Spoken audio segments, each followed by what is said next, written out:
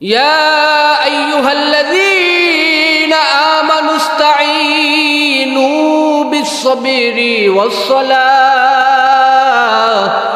ইন্নাল্লাহা মা'আস-সাবিরিন। আল্লাহ পাক রব্বুল আলামিন জানাইয়া দেয়, আল্লাহ পাক রব্বুল আলামিন ধৈর্যশীলদের সাথে আছেন। সুতরাং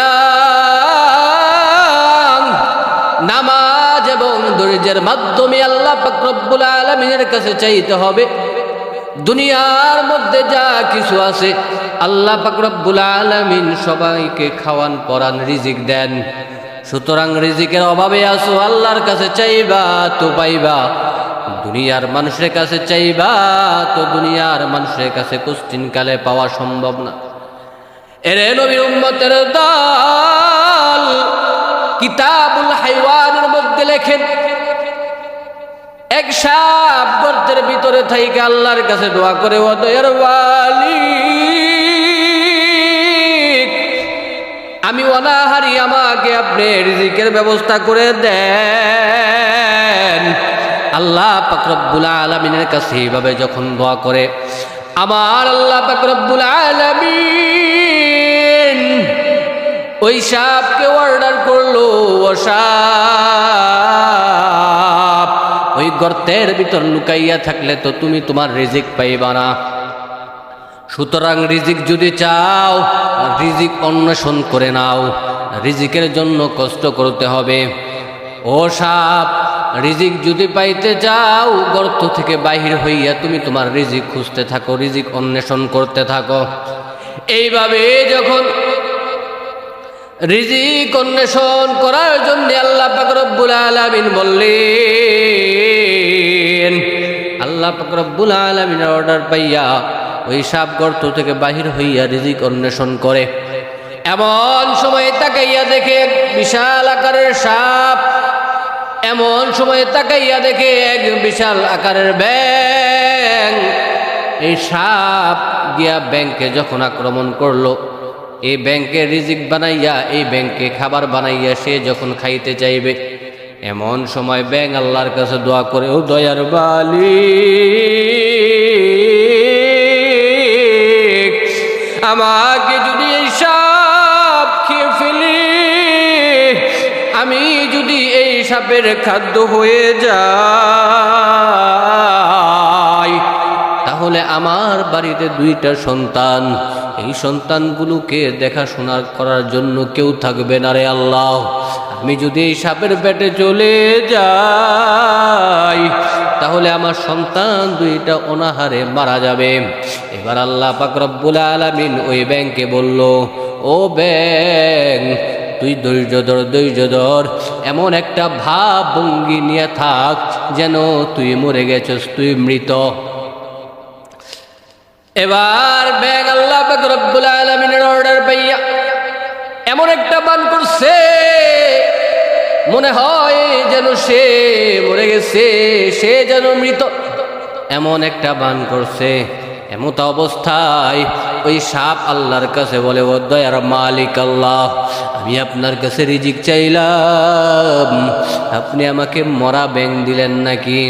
এবার ওই সাপকে আল্লাহ পাক রব্বুল আলামিন জানাইয়া দেয়, ও সাপ, একটু ধৈর্য ধরো, একটু ধৈর্য ধরো, একটু ধৈর্য ধরে তুমি ওয়েট করে দেখো এই ব্যাঙ মরা নাকি জীবিত। সাপকে অর্ডার করে, ও সাপ, তুমি ধৈর্য ধরো, এই ব্যাঙকে তুমি ছাড়িও না। আর ব্যাঙকে অর্ডার করে, ও ব্যাঙ, তুমিও ধৈর্য ধরো, তুমিও ধৈর্য ধরো, তুমিও নড়াচড়া করিও না। সাপকে করলেন এক অর্ডার, ব্যাঙকে করলেন আরেক অর্ডার। এইভাবে দুইজনকে আল্লাহ পাক রব্বুল আলামিন আদেশ দিয়া দিলেন, ধৈর্যের আদেশ, ধৈর্য ধরার জন্য বলছেন। এরে নবীর উম্মতের দল, এই জন্য সর্বহালতে, সর্ব অবস্থায় আমাদেরকে ধৈর্য ধারণ করতে হবে। ধৈর্যের ফল মিষ্টি হয়। আল্লাহ পাক রব্বুল আলামিন জানাইয়া দেয়, যে ব্যক্তিগুলো ধৈর্য ধারণ করবে আল্লাহ পাক রব্বুল আলামিন বিনা হিসাবে তাকে জান্নাত দিবেন। সুতরাং ধৈর্য ধারণ করতে হবে এবং কারো উপর অন্যায় অবিচার জুলুম করা যাবে না। নিজেকে সময় অসময় সময়ের পরিপ্রেক্ষিতে নিজেকে দুর্বলভাবে প্রকাশ করতে হবে, বুঝাইতে হবে আমি তো দুর্বল, আমার কোনো কিছু করার ক্ষমতা নাই, যা কিছু করেন সব আল্লাহ করেন। সুতরাং নিজেকে মৃত ব্যক্তির মতো দুর্বল করে দাও, অন্যের ক্ষতি করা থেকে বিরত থাকতে হবে। আবার যদি তোমার পরিবার পরিজনের উপরে কেউ আক্রমণ করে, আল্লাহর বিরুদ্ধে যদি কেউ কথা বলে, নবীর বিরুদ্ধে যদি কেউ কথা বলে, তাহলে তোমাকে ওই সাপের ভূমিকা পালন করতে হবে, কাউকে ছাড়া যাবে না, খুব ভালো করে তাকে পাকড়াও করতে হবে। এরে নবীর উম্মতের দল,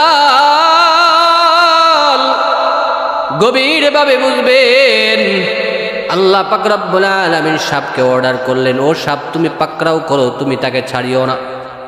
ব্যাংকে অর্ডার করলেন, ও ব্যাংক তুমি এমন একটা ভাব ধরে থাকো, তুমি মরে গেছো, তুমি জীবিত না।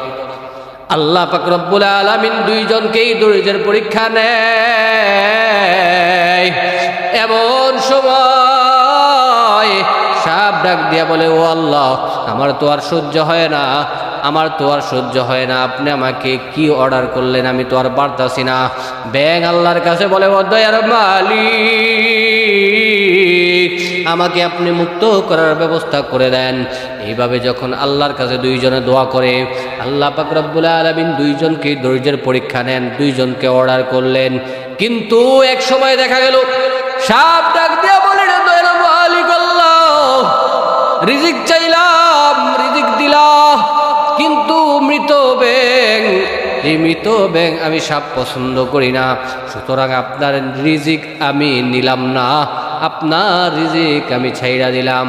যখনই ব্যাঙকে ওই সাপ ছাইড়া দিতে দেরি হয়েছে, ওই ব্যাঙ এক লাফ দিয়া তার গন্তব্যস্থলে যাইতে দেরি হয় নাই। আল্লাহ পাক রব্বুল আলামিন জানাইয়া দিলেন, ও সাপ তোকে বলেছিলাম ধৈর্য ধারণ করার জন্যে, কিন্তু তুই ধৈর্য ধারণ করতে পারলি না। ধৈর্য না ধরার কারণে তুই তোর রিজিক হারাইলি। আর সাপকে আমি অর্ডার করেছিলাম ধৈর্য ধরার জন্যে, সে ধৈর্য ধারণ করেছে, সে তার ধৈর্যের ফল পেয়েছে।